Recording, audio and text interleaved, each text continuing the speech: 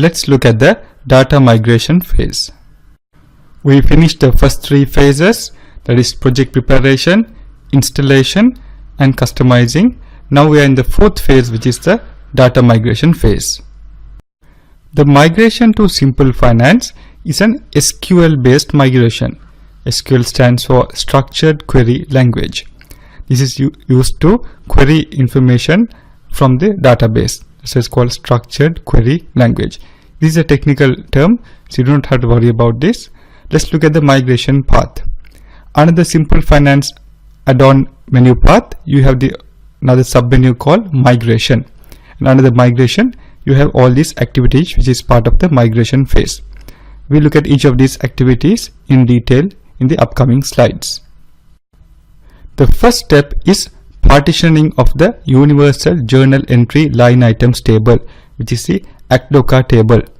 This process will be performed by your technical team or your basis administrators. Now to test whether you require to partition the ACDOCA table, you could run a copy of the production system in a test server. So you need to check how many line items are there from your ERP6 version to Simple Finance. So usually you can check your BSEG tables or any other line item tables to get the total number of records. Now only partition if you expect more than 500 million records. The SAP recommended size for partitioning is between 300 million to 500 million records. Now you definitely have to partition if you expect the records to exceed 2 billion. Just to keep a simple note that you do not have to migrate all the fiscal year records to Simple Finance. Remember early in our customizing transactions, we saw from which fiscal year you can migrate all the financial records. Probably the last 5 years financial records is sufficient when you go on to Simple Finance. But if you have a company policy that you need to migrate all the previous financial records from your earlier ERP6 version, then there's no harm in doing that.